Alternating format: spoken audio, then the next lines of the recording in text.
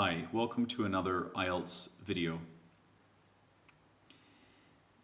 In this video, I'm going to demonstrate how to engage the IELTS speaking test at a Band 9 level.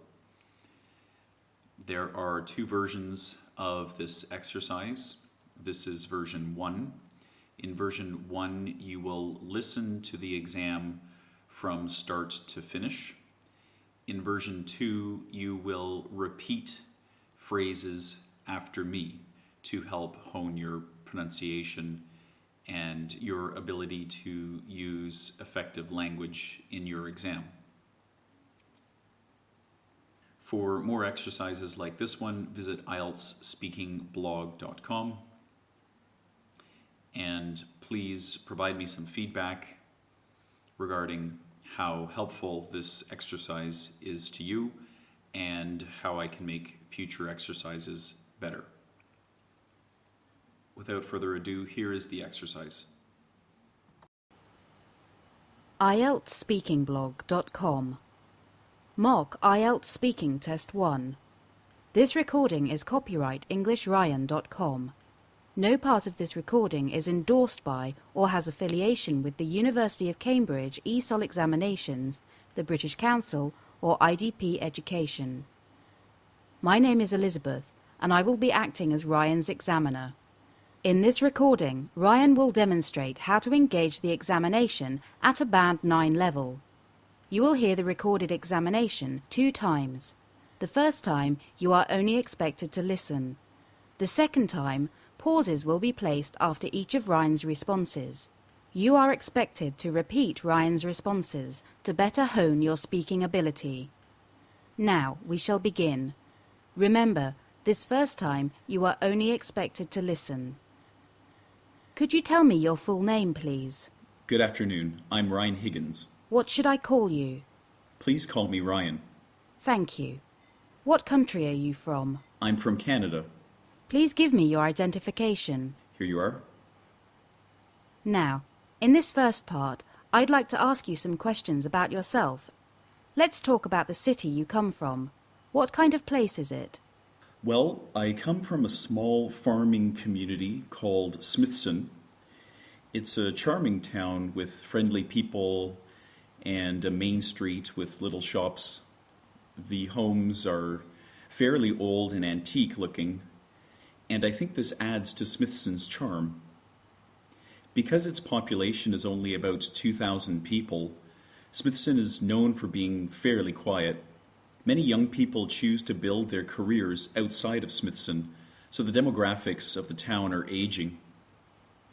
So I guess Smithson could be described as sleepy. What's the most interesting part of Smithson?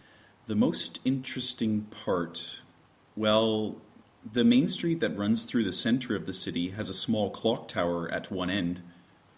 This clock tower was once a railway station, but the station has been out of use for several decades. Now the clock tower is used as the post office. But aside from this, the only other really interesting thing would be the scenery. Smithson has several farms, and the farming fields are beautiful during the warmer months of the year. What kind of jobs do people in the town do? As I mentioned, farming is pretty central to the community. The farms are predominantly maize farms, so people work in this area. But people also work in the little businesses along Main Street and in the post office and in the police office. Would you say it's a good place to live?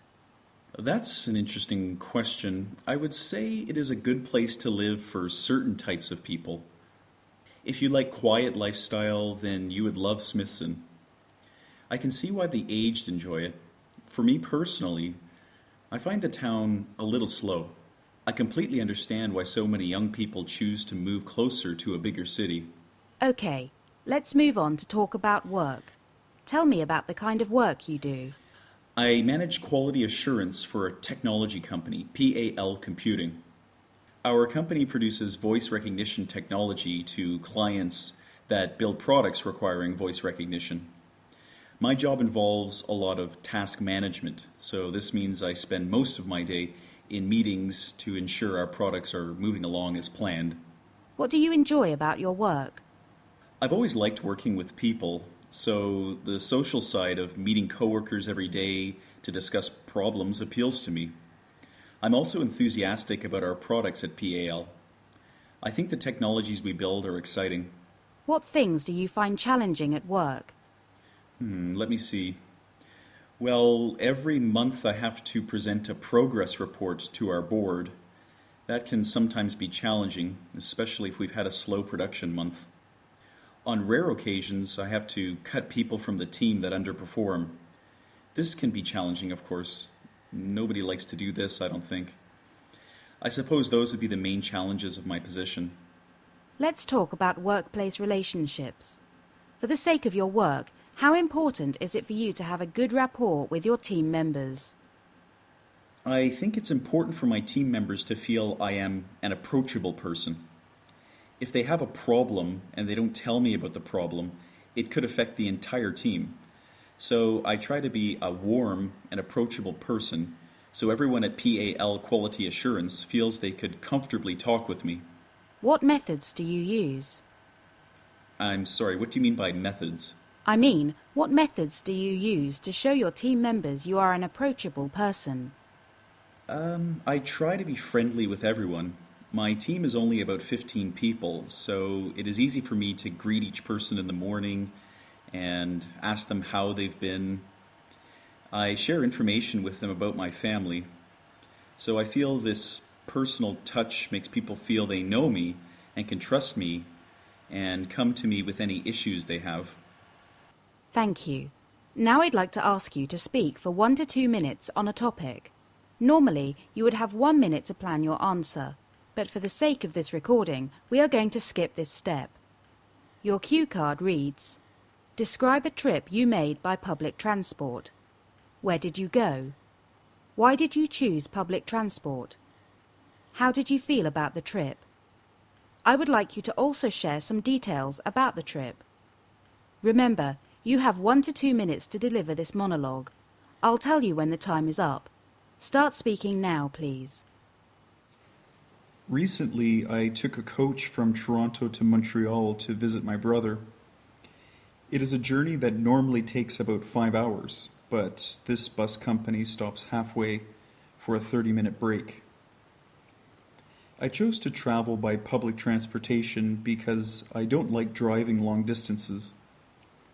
When I travel via bus, I can read or work on my computer or sleep. I find this helps me arrive relaxed. In fact, I often opt for the public transportation option if I can. Overall, I felt the journey was quite comfortable. Because it was a coach, the seats were very spacious and reclined enough that I could get some sleep. There was also a Wi-Fi connection, which is something I haven't seen on a bus before. I didn't use it, but I saw several other people connect to it. Traveling in the spring also means it was a very scenic journey. To get to Montreal from Toronto, you spend a lot of time on highways surrounded by lush green nature, so that was nice. The price, however, was a little steep.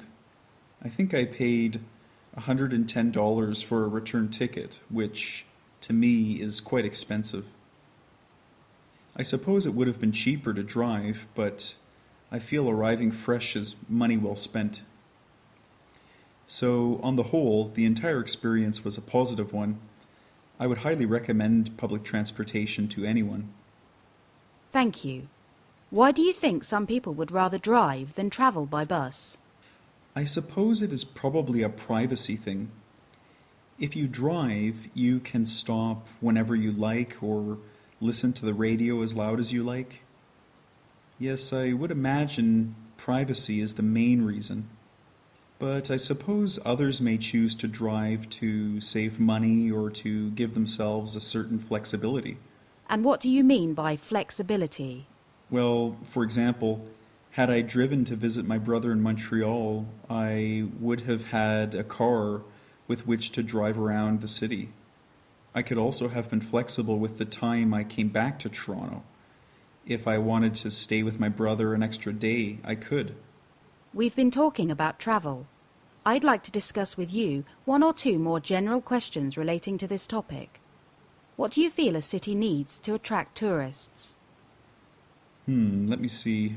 Well, I suppose having recognizable landmarks doesn't hurt. Paris has certain iconic landmarks like the Eiffel Tower, for example. Sydney has the Opera House. New York City has the Statue of Liberty. In addition to this, most tourists want nice weather, so places like Hong Kong and Sydney may have advantages over places like Glasgow. I suppose basic things like safety and accessibility are important. Cost is always a factor too. You mentioned safety as something that can attract tourism. Can you expand on that? I think countries with track records of being welcoming to foreigners build up reputations. The last thing people want on their vacation is to have to worry about being robbed or worse. So I feel countries that take tourist safety seriously will always be attractive to prospective travelers. Are all aspects of the tourism industry positive? Not all aspects, no. I think tourism can sometimes be damaging to the local traditions of a city.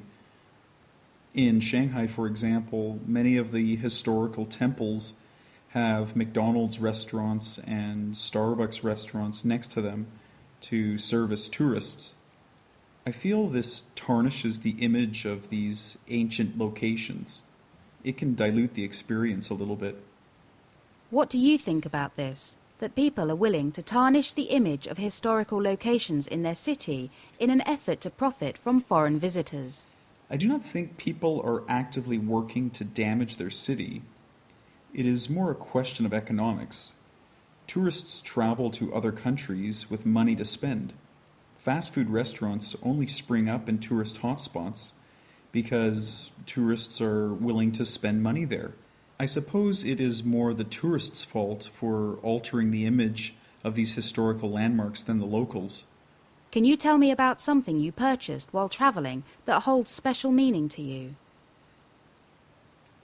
Well, several years ago, perhaps almost an entire decade ago, I traveled to Paris.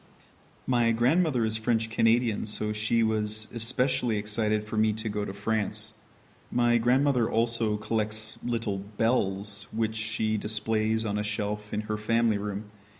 Anyway, while at the foot of the Eiffel Tower, I came across a man selling brushed steel items with images of the Eiffel Tower on them. Among his goods, I found a little bell.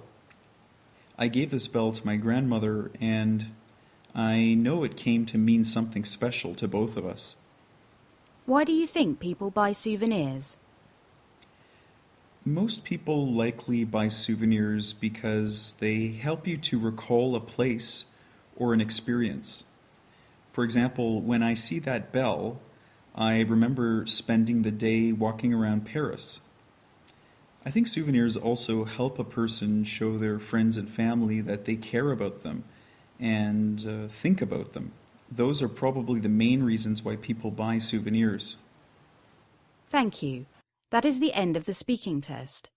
Students listening to this recording may now play the second version of this test to practice their speaking.